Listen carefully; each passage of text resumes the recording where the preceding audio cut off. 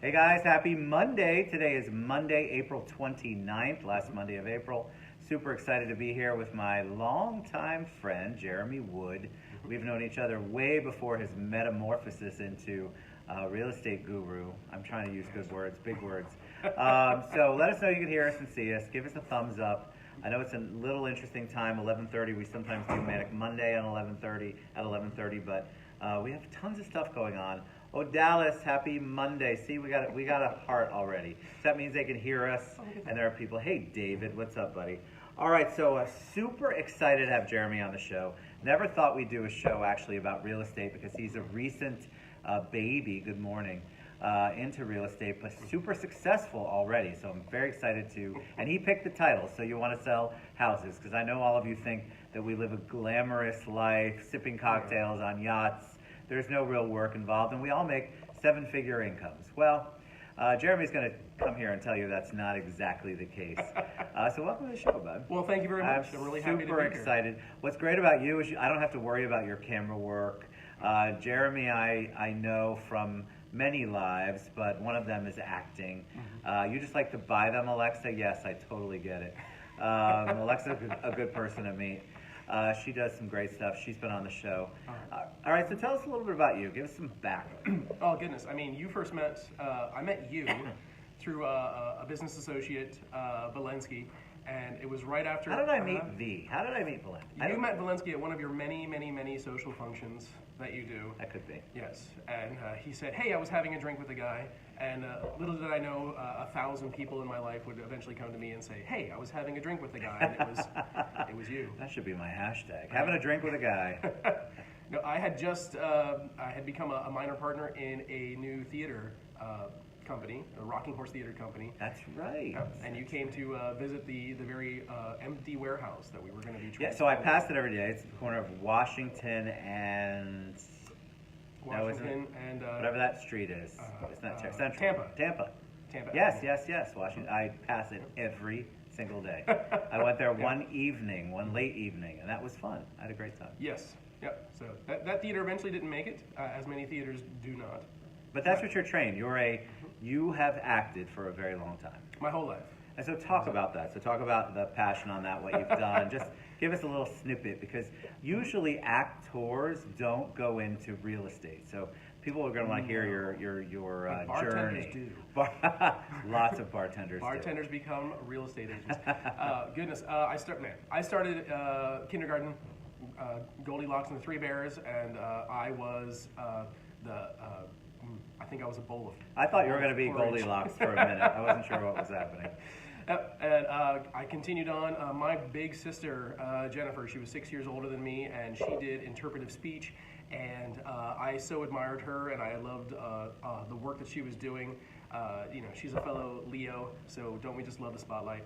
And I followed in her footsteps, and I started doing interpretive speech, and through amazing coaches, I learned how to speak well and have perfect diction and end my D's and T's properly.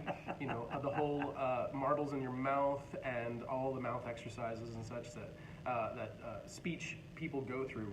So did you get the bug as a porridge? Is that what you did? I got the bug performing Lewis Carroll's The Jabberwocky when I was in 5th grade. Where all of a sudden something happened, and as I was performing it, I felt, I suppose what you'd call the actor's high. For the first time, I felt the warmth of the lights on my face, and I felt the audience really paying attention to me, and suddenly choices and offers started happening, and I did this, this performance that I had not rehearsed just happened. And at that moment, I was bitten. You were done. Yep. That was it. I had to act from then on. I needed that performer's rush from then on. And what does that look like? So that's 5th grade, right? Yep. So what does that look like as a career? You go through junior high, high school. What happens there? Do you just audition all the time? You're so talented. I've seen you in many productions, including Phantasmagoria. I saw you in Dangerous Liaisons. I've seen you in lots of really cool stuff, and you're amazing. What happens with that? Because a lot of people get, they play the tree in a play, and then they're done. or they like it, but then there's a fear. There's a fear that goes on. Sure. Something you'll hear about in acting a lot is the process. Everybody has a different process. Some people approach acting from a different angle, or some people come through acting with a different experience. So the same person can play the same role differently, depending on what their process is. You sort of make it your own, and the people that can't live without it, they just persist. They keep going because they have no choice. You just have to keep acting. And no matter how many setbacks you have, no matter how many people say no because you didn't fit the classic part, or you're not classically attractive, or you just didn't have the energy they were looking for, where a lot of times some people can stop and decide, well, I'm sick of feeling this way, I'm going to do something else. There's those that cannot stop. You're one of those. I'm one of them. But one of the things I was thinking back to Valensky, yeah. He said, Jeremy's got this really cool show. He's got this program, right, which is very ahead of its time, to be honest with you. Mm-hmm. And it was, of course, along the lines of things I love, which is something alcoholic, something beer-driven. Yes. So talk about that a little bit, because that was so well done. Mm-hmm. I thought it was beautiful. I really did. I had a blast watching it, and I wanted to be there. I wanted to be a fly on the wall when you guys filmed it. Talk a little bit about that. Well, yeah, 12 years ago, I started the journey into the admiration of craft beer. I went to one of the local staples here in Orlando, which is Will's Pub, and someone there said, hey, you should try this beer. It's expensive, though. And back then I had what I thought was a lot of money, so I said, yep, sure, I will have that then. And when I tasted it, which, by the way, I drank without a glass, and I just was swigging from the large bottle, yo-ho-hoing it, as we say. Sort of that moment where the clouds part and the light comes down and the angels sing, and I sort of looked at the person and I said, what is this? And much like acting, I was hooked. I had to find more things that had flavor and complexity and structure, and I craved it. And that was back when, right before Will's had to shut down for the first time, and after that I had to find other places, and I ran into... Because we weren't as big of a craft anything back then. The revolution had not happened. It really had not hit Orlando. We were on the cusp of it. Yep. But before that, it was limited. Yeah, there were no Orlando breweries at the time, zero. Even Orange Blossom Pilsner hadn't started out yet. Wow. But I had to find craft beer, and then I said, well, I have this production company. Back then, because we still had Dark Elf Films, we were making little films for film festivals and such. And I said, hey, we've got this new medium, which is the internet, and you've heard of YouTube, right? Let's try to work with that, and let's make a show about beer. And about craft beer especially, and let's go find people that make it and interview them and do funny things that make people want to watch us drink beer. Usually the funny things were just getting hammered on. No, that was my favorite part, by the way. Yeah. Thank you, Karen, for noticing. That was my favorite part. It wasn't the hammered part, it was the fact that you captured it in such a wonderful way. Yeah. And I was engaged right away. Yeah. And a lot of times you watch these shows and they're so overproduced, at least at the time they were, and they still are kind of. But yours did not feel that way at all. I felt like I was literally having a beer with you two. Yep. Yeah, we called it, because I was trying to mesh both of my worlds together, so we called it Beer Geek Theater. And we actually produced 3 episodes, because we wanted to release 5 to begin with, so there was a sort of like we wanted to model ourselves after Epic Mealtime, which was so hot back then. Right. And we wanted to have a lot ready for people. And then when we went to tape the 4th episode, actually my co-star had to bow out. He called me one morning. He said, I can't go to the shoot. I've just enrolled in AA. So I was left with a moral dilemma. That's literally the moral dilemma of the century right there. So what can you say? What are you going to do? You can't scream and say, hey, I spent money, keep ruining your life. Right. I just had to say, hey, I had no idea. If I can help, please let me know, and I hope you get better.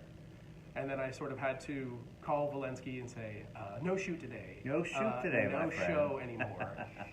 Which, I don't know how many web shows out there are in the can somewhere that were brilliant and had a good future. I just love the feel of it. I thought it was organic. It was it didn't feel scripted. So if there was any script was not. involved, No. those are the kinds of shows I prefer, to be honest with you. Yeah. I think, and organic was ahead of its time back then too, because even reality TV back then, not that it isn't now, was scripted.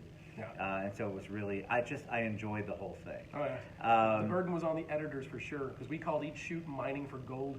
I said, let's just drink and talk about beer, and then the editors can cut it all down. I love that. Why would you not? Well, thousands of dollars in editing. Yeah, I guess that's true. That's why I love Facebook Live. Yeah. Because it's one and done, baby. We're finished. All right, so moving forward, you got past that. Yep. I've seen you act in multiple things, including I mentioned Phantasmagoria and in Dangerous Liaisons. You still are, even though, and we're going to get to the real estate part, so relax. Okay. Not you, I'm talking to them. But you still are super involved. So when you have a passion like that, talk about it, because the passion can sustain you, right? It can sustain you for certain things. But if you have certain things that you want to do with your life at a certain point in your life, you have to find other means sometimes, unless you hit Brad Pitt world, or you hit a long-term play where you're traveling the country. Tell us a little bit about that journey, because you made a big change in the last 6 to 8 months. Yep. Well, I had started, I worked from home for a long time, and acting, I went to acting class twice a week with Artsake Studio and with several other wonderful classes, and I had the time. So I worked from home, and I could go to, it's called the cattle calls for commercials and such. And then when the dot-com boom burst and my wonderful work at home job went away, I had to go and work. I was able to get employment at Total Wine out on Colonial. They were having a job fair, and I actually remember that. I signed up. Actually, I knew nothing about wine, and I signed up as I said, "Hey, I have strong arms and a strong back. Can you use that? I think I'm good with people too." And the man interviewing me said, "Well, who can't use that?" And then he's like, "All you do is sell things. Your experience is sales your entire life." Like, yep. I said, I sell things and I act. That's what I do. And he said, "Well, there's a T-shirt walking around like that somewhere." Yeah. He says, I think I can use you." And then, what do you know? I absolutely adored the wine training classes, and I couldn't help but be enthralled by it. And it was the same as craft beer. It was some people make amazing things, and some people don't. And, branding and marketing and everything that's really interesting was there. So I started working there, and when you go from working at home to having to work, I wish it was 9 to 5. It was 6 a.m. to 3, or it You was had a crazy shift. noon to 11 at night. Suddenly you can't go to casting calls, and you can't go to the commercials anymore, and you can't go to classes. Right. And you don't have time. You have to request time off, which I New didn't have thing, to do. right? Yeah, I had worked from home for 6 years. I didn't have to request anything. And then the acting became difficult. I was in Phantasmagoria at the time, and it did cause a lot of trouble. And it came down to the point one time where someone said, "I know you have a performance tomorrow, but we need you. You got to come in." And I said, "Oh yeah, that's not happening. It's a performance. It's not a rehearsal." And he said, "Well, what's more important?" And he almost didn't get the word important out. It was like, the play is more important. Right. I said, "I don't care about this job in light of the play," which he was sort of stunned. Well, of course not, because he doesn't understand your He passion. didn't understand it. Yep. Yeah, he doesn't get it. If you don't have it for something, you don't understand it. Right. You don't understand Yep. So acting, there was a time I couldn't rehearse, I couldn't perform, I couldn't audition. I lost all my agents. Everything. Oh, you had agents? I had agents. I had like it. wonderful I did not agents. know that. Yeah, back Very then it cool. was the Link Agency and Bicoastal. They were both wonderful, and they sent me on. I got a lot of work. Papa John's commercials and. You did Papa Tiger. John's? I did. See, I don't know this. I'm gonna have to Google that one. YouTube that. Yeah, and Papa a John's. commercial that took 6 minutes paid more than a play that takes 3 months. So That's the other thing. Just before we move on to real estate, I got to know. So people think, again, acting is sort of like real estate. It's this, it looks so glamorous and glorious, and they think you've got you pull up to red carpets all the time. Talk a little bit about that, because a lot of it, the passion part, doesn't always pay the bills. You get some money sometimes, not always for what you do. And it depends on what acting you're doing. As I mentioned, the commercial that I did, all I did was I showed up for a cattle call. I got the cattle call is the initial casting, and then I got a call back for that, and we stood there and pretended to eat a slice of bologna as though it was a piece of pizza, and we had to pretend we were in a party. And somebody reviewed a tape later, probably on Fast Forward, and they just picked out 5 or 6 people that they said, had a good look. In the end, it turned out they had cast the child talent first, and then they said, find me someone with brown hair and green eyes to match this kid. And I was the first headshot they pulled. You had hair. I had some hair back then, yeah. Listen, I didn't know where that was going, so I had to ask. Yeah, a long time ago. Later on, people would be like, well, who got the part? Yeah. You got the part. Who would have known if I had shaved my head sooner, I would have gotten a lot more parts. But that thing, I stood there and all I did was I pointed. I had to pretend I was pointing to the top of the Sistine Chapel. And literally the shot was from behind, so you saw the back of my head. And that was it. It was about 3 seconds. And that paid $600. Nice. Yep, back then. Plus, the agent gets their cut. I produced a play at the time, and that was called A Behanding in Spokane. And at the end of that, it was a month of rehearsal and a month of performance, plus 15, 16-hour days in pre-production, because I also produced the play and I had to find all the props. And everybody got like $100. You also did this play. It was about, I want to say it's got a kid's name. It's got a person's name in it. Mr. Marmalade? There was sunshine, something about sunshine.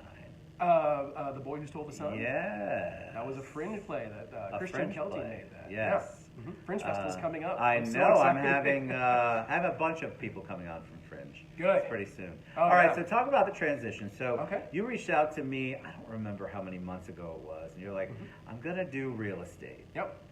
So I probably peppered you with questions. I hope I was being positive at the time. Because you know what? It is not as glamorous, especially in the beginning, as you think.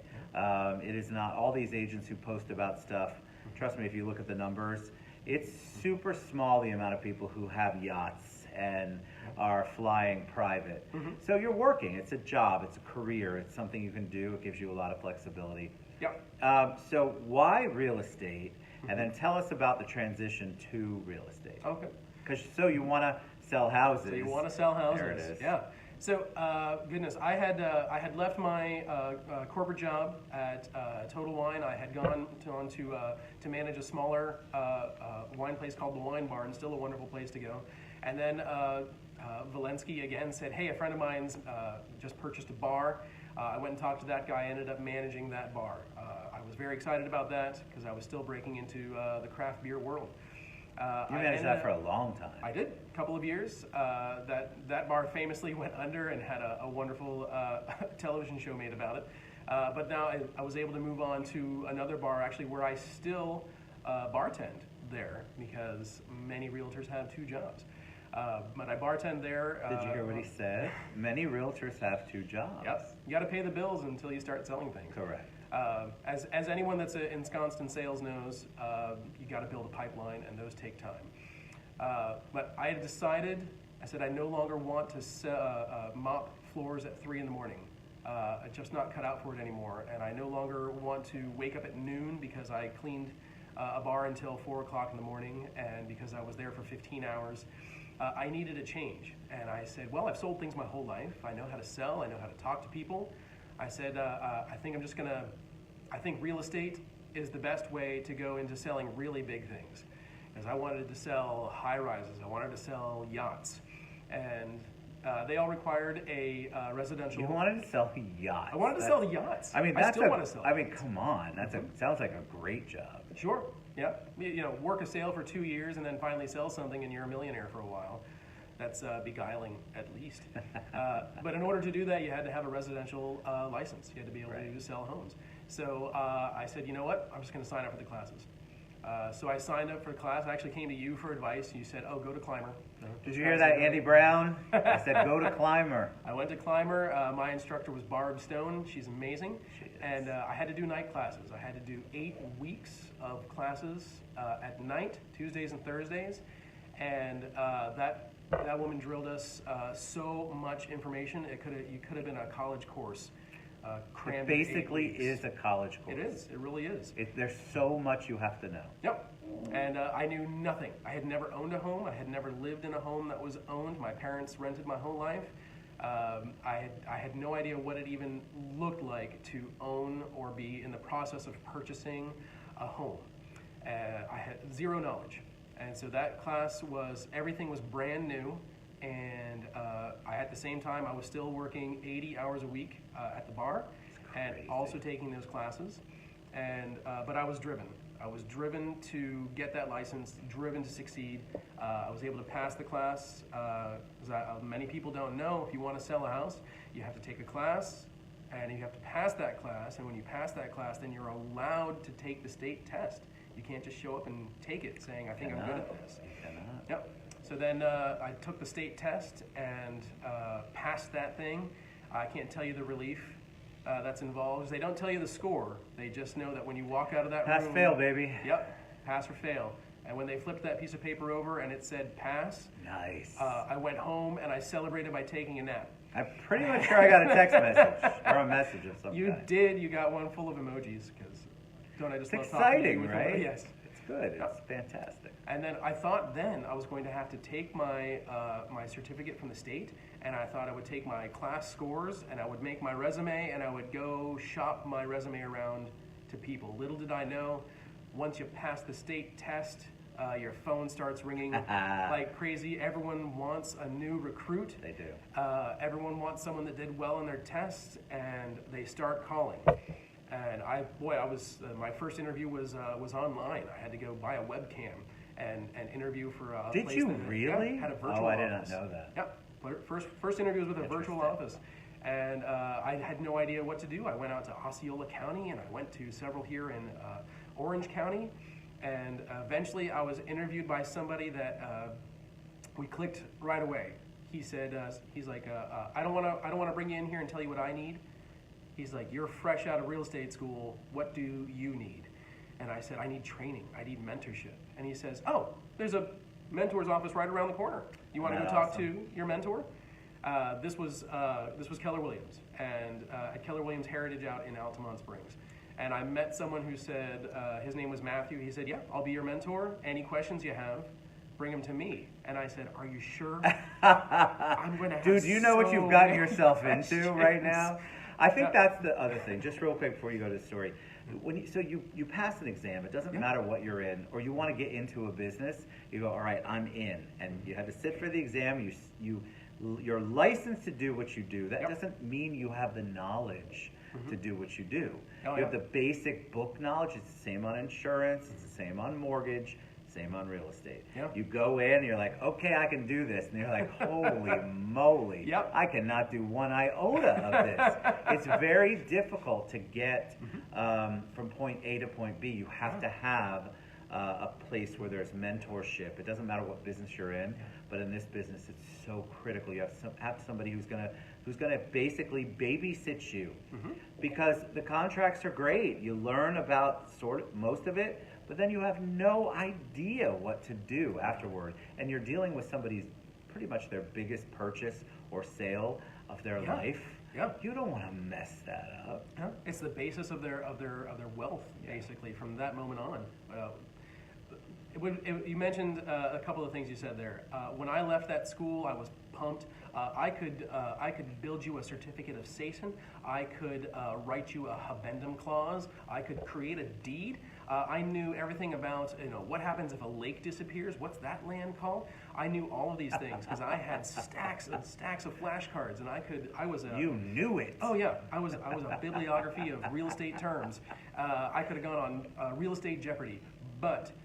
The first thing that happened, I passed the test, and I had a shift that night. I had to go in and tend bar, and someone that I worked with said, "Hey, you're a house selling guy now, right?" This is the new term for real estate.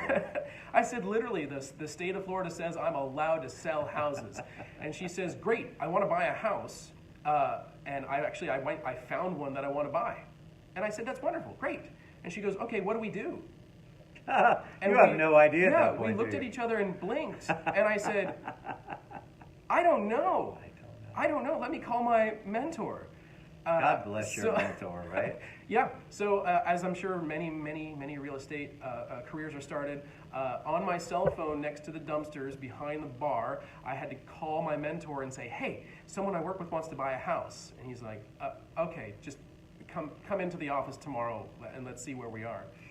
So when I sat down with him the next morning, 9 o'clock in the morning, have about 3 hours of sleep, but still wired.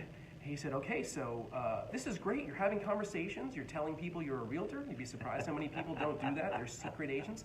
He said, you're talking to people. So what's going on? What's this person want to do?" I'm like, "Well, she found a house on Facebook and she wants to buy it." And he said, "Great. What's she pre-approved for?" And I said, "Oh, what's pre-approved? What does that mean?" Seriously, guys, you don't understand what goes into this transaction. Yeah, and he sort of looked down and he looked back. He's like, "Okay, That's a patient human being right there. first sale number one." He taught me what pre-approved was, and he said, "Have you gone to look at the house?" And I said, "No." Why would I need to look at the house? "Should we do that?" He said, "Yes, you need.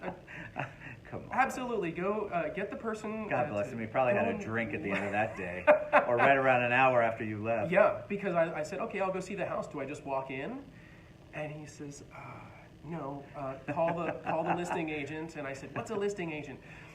So if you Guys, can, you can't. He is telling the absolute truth about what happens. Mm-hmm. You don't know. It's not that the school isn't great. Good morning, Carlos. The school's amazing, but then you have to practice it in real life. Yep. All they do is teach you the stuff you need to do in order to pass the exam not get in trouble. and not get your license suspended and go to jail. Yep. So after that, it's on you. It's your license. It's your responsibility. You have to figure it out. So Yeah. I love that. So Yeah, the all right. So real-world application. he was very supportive. He was, and Matthew was tirelessly patient. Looking you, back on Carlos. it, I can't imagine. That man probably cringed at least a little bit when he saw me knocking on the glass of his door. And He probably was like, I did not sign up for this. Linda, so you would love Linda. Linda, adore you. Thank you so much. She's an agent up in Ocala, right, Linda? Okay. She's awesome. Yeah, that's it. But you have to find somebody that you mesh with. That's why you finding the right brokerage was important. Yep. Having trying to figure out what your needs are and be able to meet them is so important. And then finding somebody like your mentor, Yes. critical, guys. Yep. And it doesn't matter what business you're in. This is where it's at. You have to find somebody who's going to help you out. If you make that leap, which is what Jeremy did, I can only help him so much. So he's in it on his own. Like, he's got to figure it out. And he went with the right. You went with the right company for you. Sure. And you said a big thing there, in it on your own. I imagined that when I got hired, I had this idea of I would go into an office, and when I got to the office, I would either open up an email with leads in them, or much like Glengarry Glen Ross, a movie that I worshiped my whole life as a salesperson. Not that it's a good model of sales. It's a horrible model of sales, but it's a good thing of what not to be. I thought someone would hand me a stack of leads and say, "Go call these people." Right. And then I remember on my first interview, the person said, "So how many contacts do you have in your phone?" I said, 1,000, I think. And she said, good, that's good. "And how many friends do you have on Facebook?" And I said, I think the limit, 2,500. She goes, good. Go and you're going to contact them. And someone that had done dozens of multi-level marketing schemes throughout my life, and or not schemes, some of them were legit. It's all right. I was going to just let you go with the schemes part. Well, yes, I was part of some that, as a kid, as a teenager, I was in some that, they're not even around anymore because they were schemes. Instantly I said, wait a minute, I have to call my friends and family and people that I barely know, and they said, yep. So, let me know when you want to do that. And I remember when I told Jeremy Seymour that, he's my team leader at Keller Williams, and he said, well, yes, you will contact them, but we'll actually give you a class on how to contact There's a right people. way to do it. Yeah, and there's one way you can just tell people, hey, I'm a realtor, and I passed a class. Look, you even said it right. Oh, yes. Joanna says, you had me a bartender. Oh, yes. All right, so what advice, because I knew we would talk way past our time. So what advice would you give somebody who wants to get into the business? What should they do? Or maybe somebody who's struggling, because you're doing I think you're doing really well and you're not in it that long. Yep. What kind of advice can you give somebody who's either interested or somebody who might be already licensed that's struggling? Important steps for me, I guess, in real estate, there's going to be a process just like anybody else in acting. It's going to be signature. But for me, I can tell you what worked for me was I kept my other job. I had to scale back my hours, but I was able to do something that paid bills and also gave me time to create my pipeline, which basically creating the pipeline was picking up my phone and starting at A and calling anybody I had an actual real connection with and calling them and saying, hey, I just want you to know that I'm a realtor now. I don't want you to feel as like I'm trying to sell you something right away. I just need you to know what I do now. And I'd appreciate it if you kept me in mind. And then write them a note and send it to them. And, I started with, I literally had a legal pad. It was all that I had as far as my business was concerned. I didn't have a desk. I didn't have a printer. I didn't have business cards. I couldn't afford those things. I kept my job as a bartender so that I could keep working the real estate biz. And it took me 4 months to sell my first home. And even with that, my first home sale, I bought a desk and a printer and business cards. He And reinvested then my back commission into was his gone. business. You reinvested back in. Yeah, of course. You reinvest a lot. That's the other thing. I think so. What I want you to hear him saying, in my opinion, is his job, his other job, gave him the flexibility. I think a lot of realtors get in and they have like this full-time 9-to-5 job, or they have this full-time job where there's no flexibility, and they think they can do both. I think you were able to do it because you had the flexibility, Yeah. but then what Jeremy did was he took his first commission and reinvested back into the business. Yeah. Because what's the ultimate goal? You want to get rid of that other job. You want to make as much money as you can, and it's unlimited the amount of income that you can make if you continue to put in. But that's not an easy thing. So when you get your first commission, you're like, oh my God, I can finally breathe. Listen, I don't want you to breathe. I literally want you to take the money. Listen, don't miss a bill. But I want you to reinvest like Jeremy did. Yep. Reinvesting was important. Sticking with it is important. Know the statistics, because I didn't hear it until after I had, spent my money and passed the class and passed the test. We don't tell you that. Yeah, 50% of realtors don't make it past the first year, and 50% of those that do don't make it past the second year. It's important to know that you're going to be grinding and you're going to be building your business organically for a long time. There are those who are very fortunate and can dive right in and do well right away, and I'm so happy for them. But majority of people know that you are going to organically grow your business one conversation at a time. Amen. My first customer came from my bar. My second customer came from my bar. My third customer came from my bar. Just telling people, because it's so easy as a bartender, someone sits down and says, hey man, what's going on? And I'm like, hey man, slinging beer and selling houses. And they say, oh, Such an easy you sell conversation. houses now? I'm like, I do sell houses. Who doesn't want to buy a house from their bartender? Right? Seriously. Yep. That's And where then- you confess most of your insanity that goes on in your life. Oh, yeah, and it's so funny, you meet somebody outside, and I'd be in my realtor attire, and I wouldn't be in a bar T-shirt with my rings and necklaces and things that I wear as a bartender. You can Google that if you'd like. It's all there. And they say, oh goodness, look at you. You look so professional. I said, "It's That's part what of I the said biz, when he right?" walked in. I'm like, oh my God, you look like a real estate agent, which is good because there is this preconceived notion. I want people to back off from the realtor has, it's okay if they look different. Look, it is, but you want to have somebody you feel comfortable with.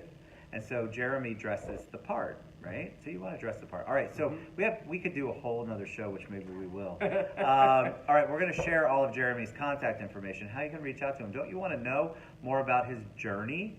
I definitely do. I mean, I've lived some of it, but not as much as he has. You've been a big part of it. I absolutely love it. Joanna, yes, right? Doesn't get any better than that. Any parting words of wisdom for them? Anything you want to share before we head out?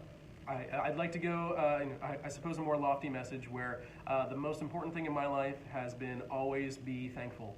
I always thank God for everything that happens to me, good or bad, and honestly, it brings nothing but better things every time. So in the heights, in the lows, be thankful, be humble, and be driven. If you don't stop, you get there. I love it. Beautiful. I love having you on. Love you, brother. Love All right, you, we man. love you guys. We'll be back around 1 o'clock. We'll see you then. Mwah. Happy Monday.